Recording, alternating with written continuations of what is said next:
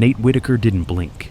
I knew right then, this wasn't going to end the way they thought. The woman screamed an inch from his face. The other pointed like she owned the aisle. Their voices cracked. His silence held. He lifted his phone. Slowly, deliberate. They didn't notice the light hit record. They didn't see the man behind him do the same. "Turn it off!" one snapped. He tilted the screen. Just enough. Just once. The reflection flashed across her eyes. She paused. He didn't move, didn't speak, just stared, like someone waiting, not to react, to document, and maybe to end it. Quietly. He didn't sit by the window for the view. It wasn't about the light, or the clouds, or the quiet corner on a loud flight. It was because of her. 14 years, same seat, same ritual. She'd press her hand to the glass, like she was greeting the sky, said it made the turbulence feel smaller, said seat 14. A made the clouds feel closer. He never told anyone, not even once. Now he just books the same row, every work trip, every return. Every time he needs to remember, he can still hold back, still not break. So when that woman said, "We need this seat," for medical reasons, for stress, for fairness, he didn't argue. He just looked up and saw it, that same pink visor, plastic, reflecting the overhead light in the exact same way. For a second, the sound blurred. His pulse didn't spike. It settled. Because the fight wasn't about a seat anymore. It was about what it cost to sit there, and who didn't get to anymore. He tapped his phone open. One file, one line. Seat 14A. She always said it made the clouds feel closer. No one else saw it, but he did. And he closed it like someone locking a door. They thought they were pushing a man too quiet to fight. But what they did was step into a place someone had once loved. And that's not something you walk away from. They didn't start by yelling. That came later. At first it was polite, almost gentle. "Excuse me, would you mind switching seats? My sister has medical issues. We'd be so grateful." Nate didn't nod, didn't refuse, just looked. The one in the visor smiled wider. "We already spoke to the gate agent. ADA says passengers with needs should be accommodated." A few heads turned, just slightly, just enough. Then came the sentence that shifted the air. "He refused to help. You all heard that, right?" A ripple moved through the cabin, not loud, but thick. Nate sat still, phone on his lap, thumb hovering, not recording yet, not yet. He wasn't surprised. He'd heard that tactic before, knew the tone, knew the rhythm of people who dressed their demands in velvet and called it law. And he knew the ADA, spent 6 years reviewing compliance cases. He knew what it did and didn't protect. He also knew when people weaponized it. That's what this was, not a request, a trap. And the second he pushed back, even legally, they'd flip the script. Aggressive male refuses vulnerable women. So, he said nothing, did nothing, until she raised her voice again. "Sir, you don't want to help 2 women with medical needs?" Click. He rolled his wrist, phone angled low, lens now catching both sisters and their tones. That was the first record. The woman behind them shifted, unbuckled, leaned slightly forward, phone raised too. It was happening, not a fight, a stage, not a man alone, a witness log. This wasn't about empathy. This was power, taken, wrapped in the language of rights, and handed over like a favor you couldn't refuse. Nate let them keep talking. That was the smartest part. He didn't raise his voice. He raised evidence. And they never noticed. They just kept performing. As if the cabin was theirs. As if no one would rewind the tape. You ever watch something like this and feel it sits too close to home? Like someone once talked over you. And you let it go. Just once too many. This space is for people who don't yell back, but still get the last word. Drop a comment if you've seen it, felt it, or handled it smarter. And if stories like this feel like yours, stay. The noise got louder, the women stood taller, and Nate stayed seated. "We asked nicely," one of them snapped, turning to the row behind. "She's not well. He's being difficult. This is harassment." A few passengers exchanged looks. Some shook their heads, but no one said a word, not yet. The other woman raised her phone now, pretending to call someone. "You're going viral for all the wrong reasons, sir," she warned. Nate didn't flinch. Instead, he tapped open a file. The screen showed a booking confirmation. Seat 14A, purchased 2 months ago. He tilted the phone slightly, just enough for the cabin camera above to catch the screen. Then he spoke for the first time. "This is my seat. Ticketed, confirmed, documented." His tone wasn't raised. It wasn't defensive. It was logged. He hit record again. Voice memo this time. "Name, Nate Whitaker, Flight 402, Seat 14A, booked April 17th, 11:06 a.m., assigned by Delta Systems, recording for documentation." Click. He set the phone down beside him, face up. No emotion, no threat, just evidence. The woman in glasses waved down the flight attendant. "He's filming us! He's harassing us!" The attendant approached slowly. Eyes scanned the scene. Nate didn't speak. He opened a second file. It was a downloaded PDF. FAA regulations on in-flight recording in public spaces. He didn't hold it up, just let the phone rest, screen visible. There was a pause, then a soft ting, voice memo saved. The attendant glanced at the screen, then at the sisters, then back to Nate.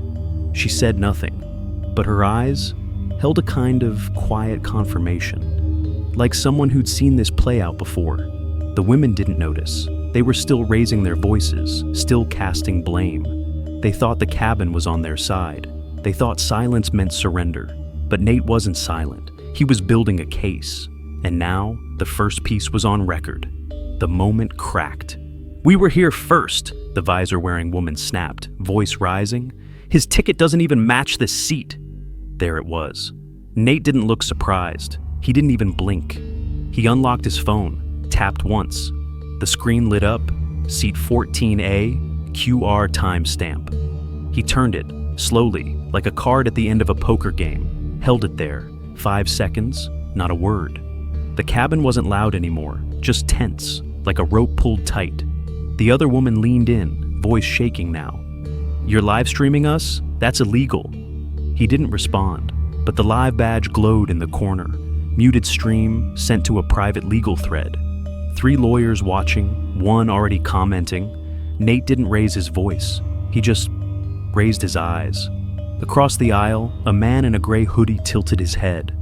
"Well, that's not what I saw when boarding." Karen one spun around. "Mind your business. That was a mistake." The woman 2 rows back, quiet the whole flight, looked straight at Nate. "If he needs a statement, I'll give one," she said flatly. The silence shifted. Near Nate's armrest, a little girl looked up from her tablet. "Mom, why are those ladies yelling at that man?" Her mother didn't answer. She just pulled the girl close, one arm across her shoulder, eyes locked on the women in front. And something in that look, not fear, not judgment, just cold awareness. The twin sisters kept talking, but it didn't land the same. Now, every word was being watched, every sentence measured. Nate sat still. He'd baited them into their own contradiction. No need to speak. They'd made the lie. He'd just let it play. And now, he wasn't alone, not in silence, not in proof. Just one nod away from turning the whole plane against them. The plane was quiet again, not calm, tight, like breath held. The younger flight attendant stepped in.